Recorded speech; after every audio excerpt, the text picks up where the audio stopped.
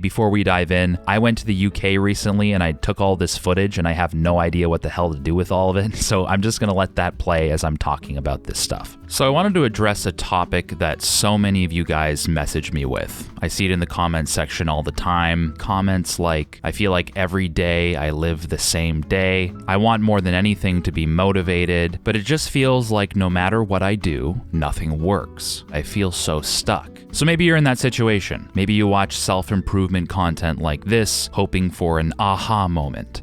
You know, the special sauce, the secret mindset that'll propel you out of the current life that you live, the mindset that will make everything make sense. But here's the thing. Instead of waiting for an aha moment, you can be doing something a lot simpler. There's an easier way to escape the mental patterns you've imprisoned yourself into, and that is to go outside. And I know that probably sounds super condescending. Go outside. How is that going to solve my financial problems, make me eat healthier, or stop being depressed? But here's the thing. Yes, I mean literally go outside. We'll talk about that in a second. But I mean go outside in every sense of the word. Because so many of us don't realize just how inside we've become. We're living inside our house, inside our room, inside our heads, inside ourselves. It all just feeds into each other, and then we feel trapped. And it happens so gradually and so naturally, we just sort of wake up one day and we ask ourselves,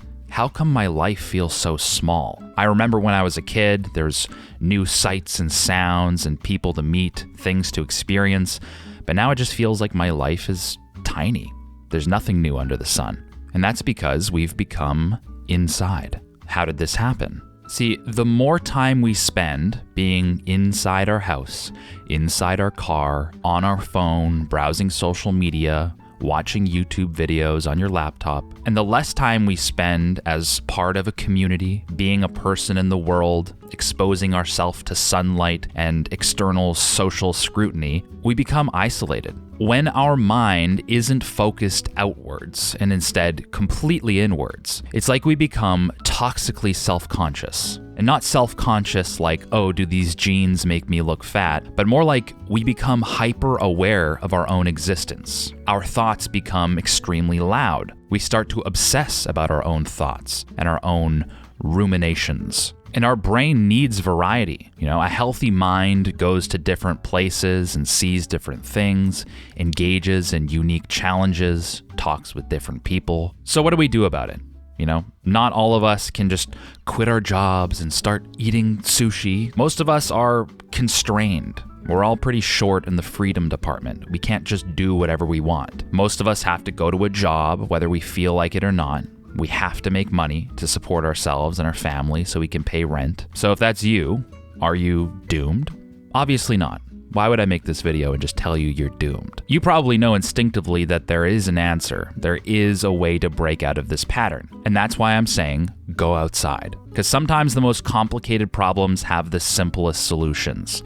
If you're feeling stuck and you're looking for answers and you want new ideas and you want to change things up, then the very first thing you should do is to leave your house, go on a walk to somewhere you haven't gone before. By physically going somewhere different and taking in the surroundings, I guarantee you will think thoughts you haven't thought before. Because as it stands, if you've been doing the same thing every day, you will think the same thoughts that you think every day. Because how else are you going to get a new thought? Like, what's in your brain is already in there. So when something bubbles up from your subconscious, it's not going to feel very new because it was in there the whole time. We don't think ourselves into new ways of living, we live ourselves into new ways of thinking. Just by doing that often, going for a walk and experiencing something new, you'll see your problems from a new perspective. You'll gain some distance from your problems. Because from a distance, even the biggest problems can seem small.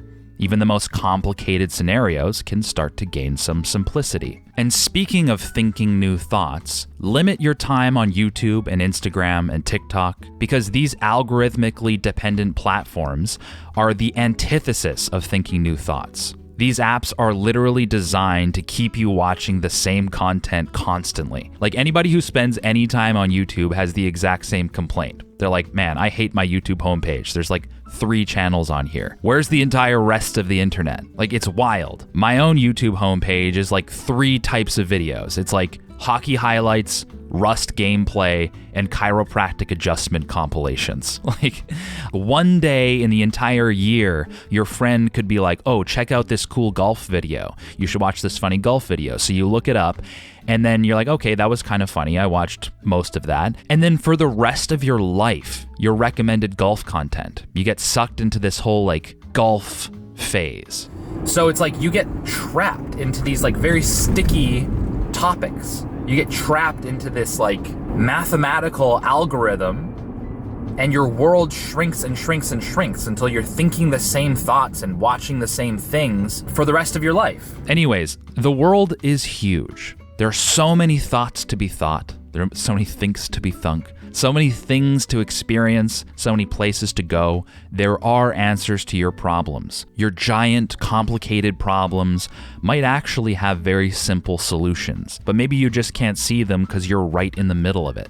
So go somewhere new physically, go experience something new, 15 minutes, 20 minutes, go walk somewhere new. And while you're out there being a person in the world, ask yourself, how can I be motivated by, incentivized by, and look forward to the things in my life? What problems do I have that if I were to solve them, my life would be more exciting? I wouldn't need to escape all the time. And if you feel like you're just in this phase of escaping from life, playing lots of video games, being on your phone a lot, watching Netflix, ask yourself, if I keep escaping from reality, how do I create a reality I don't want to escape from? How can I help myself make my life more exciting and more hopeful? Hopefully this video gives you some perspective and gives you something to think about, because personally in my own life, just gaining some distance from my problems adds a level of clarity that has been desperately needed. Thanks for watching. A big thank you to Athletic Greens for sponsoring this video. You guys already know that AG1 is my favorite supplement, and that's because there's basically no competing with how easy and simple it is to drink, as well as how good it is for you and how good it makes me feel throughout the day. Packed with over 75 vitamins, minerals, whole food sourced superfoods, and adaptogens in every single scoop, AG1 gives your body everything it needs to help you feel focused and energized throughout the day. And unlike so many basic multivitamins, AG1 has a high degree of bioavailability, which means that your body can actually absorb it so it can use it in the most effective way possible. So if you're interested in joining me in this simple daily habit that I've been doing for about 2 years now, then if you use my link in the description below, you'll also get a year's supply of the vitamin D3 and K2 complex, which I also have every single morning, as well as 5 AG1 travel packs with your first purchase. So click that link to take advantage of that amazing offer, and thanks again to Athletic Greens for sponsoring this video. Increase friction in the way of watching YouTube content, increase friction in the way of watching or browsing social media, and while you're in the cave, because you have to get dressed and clean up after work, don't design your cave in a way that just keeps you in it, that keeps you stuck in it. So many people just buy bigger TVs, bigger iPhone screens, they invest in better hardware for their gaming PC, they get a comfier couch, they find ways to make being inside the cave as appealing and as comfortable and as pleasurable as possible. But then you have to think about incentive structures, right? Like, are you interested in, motivated by, and incentivized by the things in your life? Or are you motivated by increasing the quality of your escapes? Are you motivated by buying a bigger TV so you can watch more YouTube content that you don't give a shit about really and it makes you feel terrible? Or are you focusing on and giving airtime to the types of thoughts that make the rest of your life better? You know, that help you be a person in the world, to help you be a character that people know. You know, that's why I say things like, let people know your name. Because even something as simple as that phrase, let people know your name, it just implies like, yeah, be somebody who people know and think about and like They know your character. And a lot of the time what you find is when you're part of these sub-communities, when you go to choir practice, when you go to drop-in hockey, when you go to this book group that you never go to, or when you go to this young adults group at your church or something, right? You have all of these things that you probably could make an effort to be like, hey, what's going on with this? I know I don't show up, but I want to start showing up. And a lot of the time, the people who run these things are like, oh, thank God, yeah, we could use more people. But a lot of the time, like, by being a part of these communities, we learn so much about ourselves because of the role that we play in these sub-communities. And I think this is just part of our human nature. Like, we need other people to remind us of who we are.